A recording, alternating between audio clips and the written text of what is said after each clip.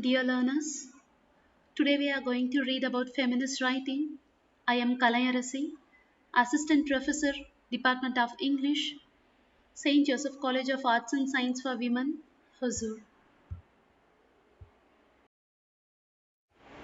Okay, in feminist writing, today we are going to read a poem. The name of the poem itself is a poem. It is written by Pratibha Nandakumar. The name of the poem itself is Poem. It is written by Pratibha Nandakumar. Now we will learn about the author, where she is born, like that. Pratibha Nandakumar was born on 25th January 1955 in Bangalore to Ramachandra Rao and Yamunabai. She is an Indian poet. She is a journalist, feminist writer, columnist, and activist who works in Kannada and English.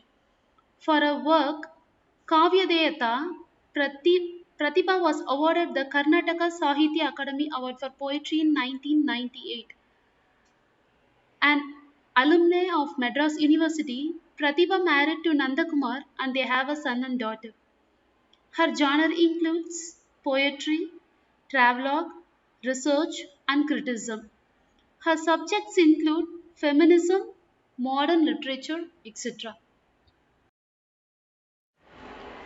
Her notable works are ನಾವು ಹುಡುಗಿಯರೇ ಹೀಗೆ, ಈ ತನಕ, ರಾಸ್ತೆಯಂಚಿನ ಗಾಡಿ, ಕಾವ್ಯದೇಯತ, ಆಹಾ ಪುರುಷಕರಂ, ಕೌಬಾಯ್ಸ್ ಮಾತುಕಾಮ ಪುರಾಣ, ಮುಡುಗಿಯಾರಿವಿಡು, ಕಾಲವಾಲ, coffee house, and then erotica. She has written essays also. The name of the essay is Nimmi, that she was published in 2000. Mirchi Masala, which she published in 2001. Then she wrote a short fiction also. Akramana 1997, Yana in 1997. And then her autobiography, Anudina Antarangange.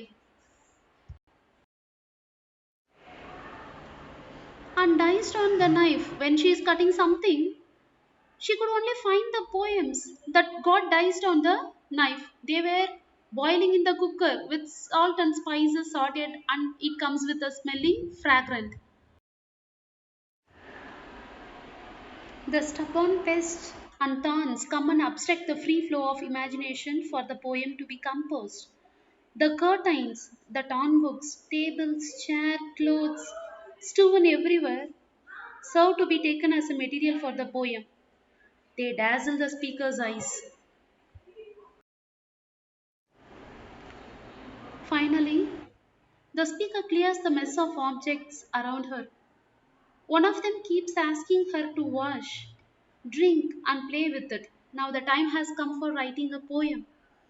With a brain like an empty drum and in a sort of fog, the object hugs her to some effect. In frustration, the speaker would say, "To hell with the poem." It tricks her in a dream and makes her to laugh.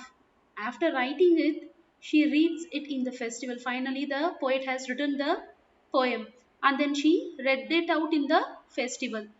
But it runs out and refuses to come back. As the poet reaches the audience, it refuses to come back. That is, the poet got settled in the reader's mind.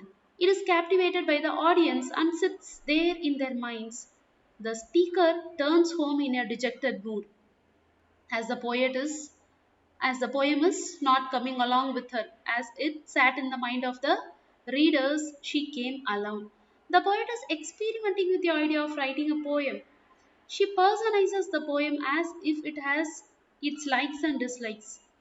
The inspiration for the poet lies with things around her, with so many things around her. She has to get aroused up the composition properly. Though the speaker clears the mess, one by one of the objects keep on persisting her, insisting her. The brain seems to be inactive because she has no idea to what to write in the poem. So the brain seems to be inactive with no specific idea boosting her. The speaker feds up and shouts, "Damn it, I don't want to write a poem. I have no idea of writing anything. There is nothing in my mind. I couldn't write anything." When the poem is read in the festival, it runs and sits with the people around. Finally, when she gets a content for writing a poem, the content was successfully accepted by the readers. It gets fixed in the reader's mind. The writer is left alone and she decides to return home without the poem. This is what I explained before itself. When I read that in the poetry festival, it ran out, refused to come back, went inside the listeners and sat there. I let it sit there and returned home alone.